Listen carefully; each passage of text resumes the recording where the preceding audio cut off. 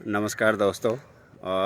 मेरा नाम राज है और मैं अभी सबसे पहले तो आज 26 जनवरी है। 26 जनवरी 2025 रविवार का दिन है आज दोस्तों। और सारे देशवासियों को गणतंत्र दिवस की शुभकामनाएं देना चाहता हूं। मेरी तरफ से सभी देशवासियों को गणतंत्र दिवस की शुभकामनाएं। और सब मैं अपने तीनों जो सेनाओं के जवान हैं, वायुसेना, जल सेना और थल सेना, उसमें तैनात हर एक जवान को सैल्यूट करता हूं और नमन करता हूं हर ऑफिसर को जो हमारे देश में बाहर की सुरक्षा के लिए तत्पर रहते हैं सदैव 24 घंटे।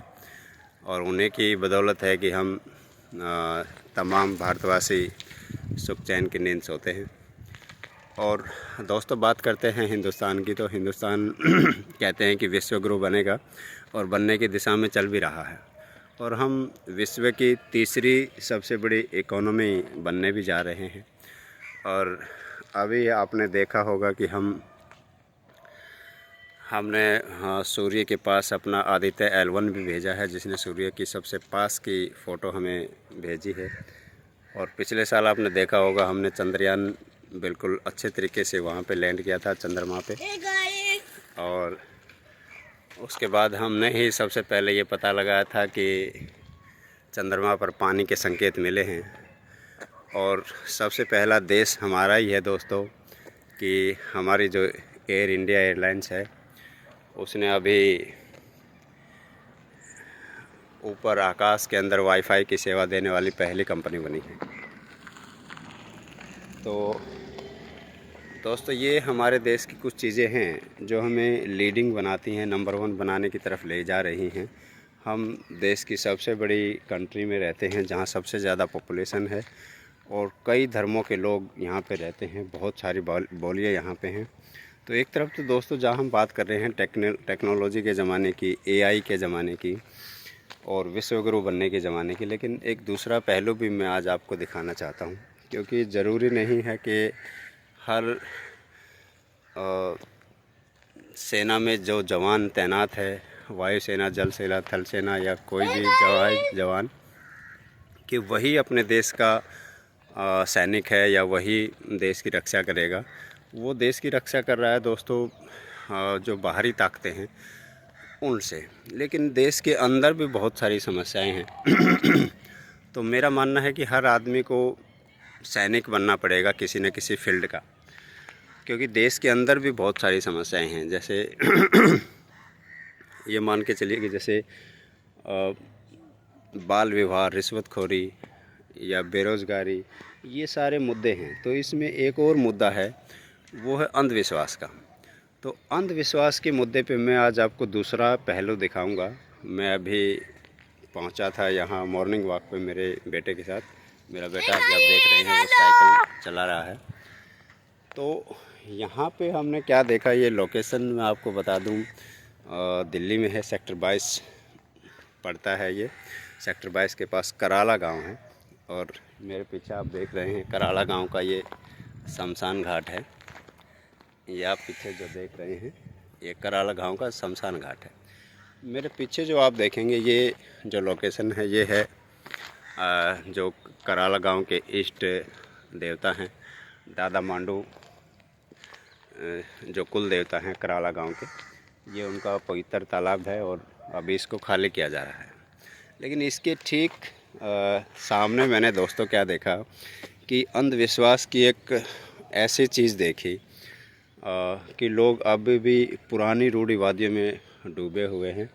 और कितना मतलब उन लोगों पे विश्वास करके अपना घर बर्बाद करते हैं, जो ओझा होते हैं या झाड़ फूँक करने वाले लोग होते हैं। तो आज हमने देखा यहाँ पर कि आप देखेंगे कि यहाँ पर फल फ्रूट, काजू, किशमिश और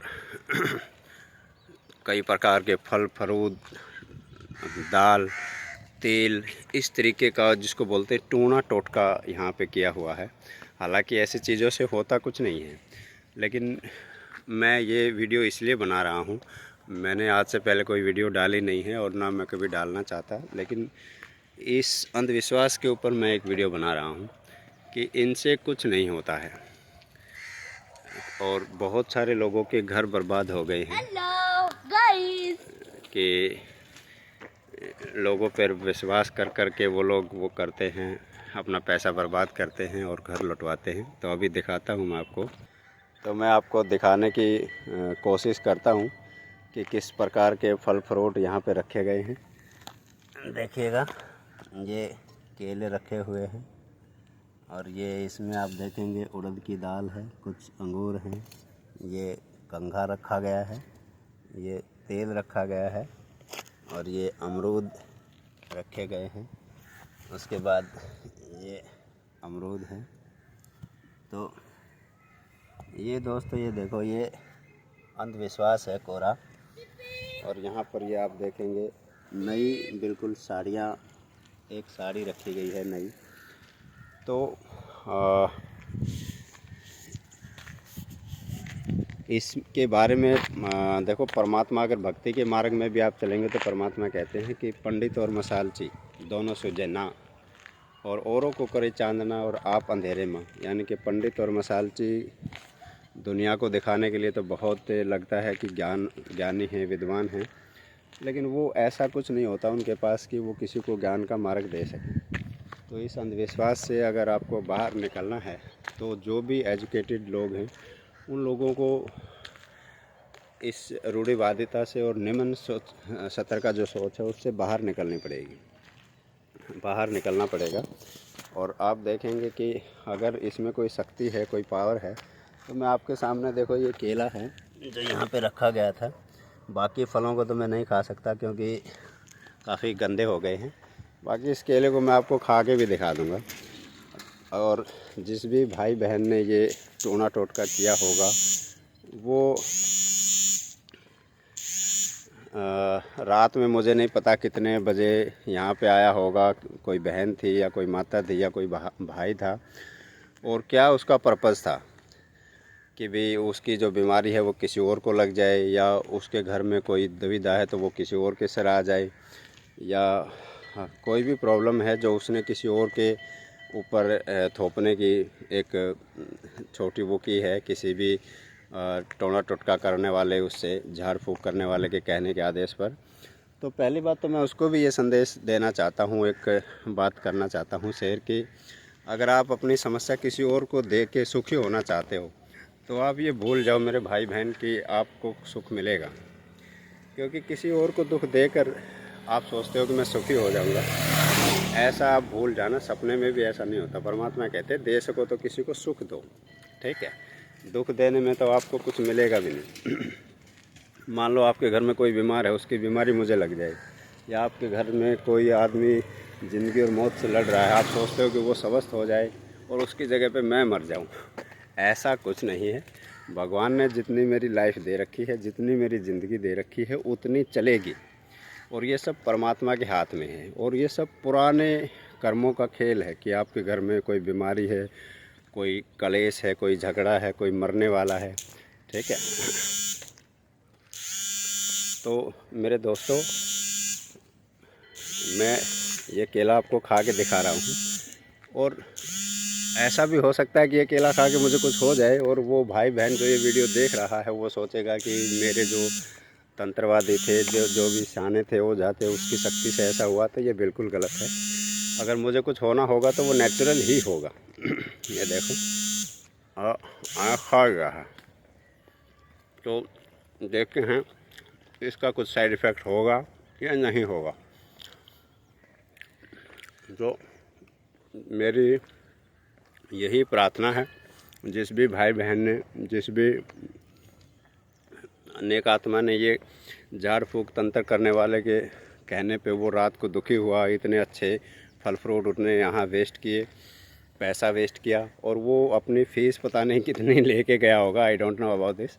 बट मैं ये कहना चाहता हूँ कि ये टोटल मिथ्या है, बेकार है। और आप अगर अंधविश्वास की लड़ाई में मेरे साथ हैं तो ये मैंने पहले ही वीडियो बनाई है, आप कृपया इसको शेयर करें ताकि लोगों को पता चले कि अंधविश्वास में ऐसा कुछ नहीं होता कि आप किसी की मंत्रों से या तंत्रों से कुछ ऐसा नुकसान कर देंगे। जो कुछ करना है परमात्मा ने करना है। तो दोस्तों, हर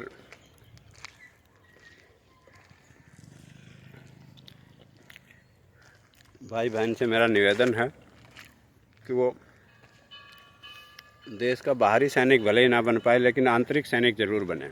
वो किसी न किसी बुराई को ख़त्म करने के लिए जो भी अपना छोटा मोटा योगदान है वो ज़रूर दें। कोई अंधविश्वास से लड़ सकता है, कोई रिश्वतखोरी से लड़ सकता है, कोई छोटे बच्चों को, गरीब और अनाथ बच्चों को पढ़ा सकता है। तो इस तरीके से अगर हम छोटा छोटा बदलाव करेंगे तो क्यों नहीं बदलाव आएगा।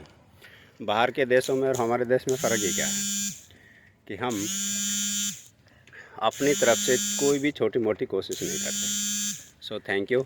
जय हिंद। गणतंत्र दिवस की शुभकामनाएं। Thank you.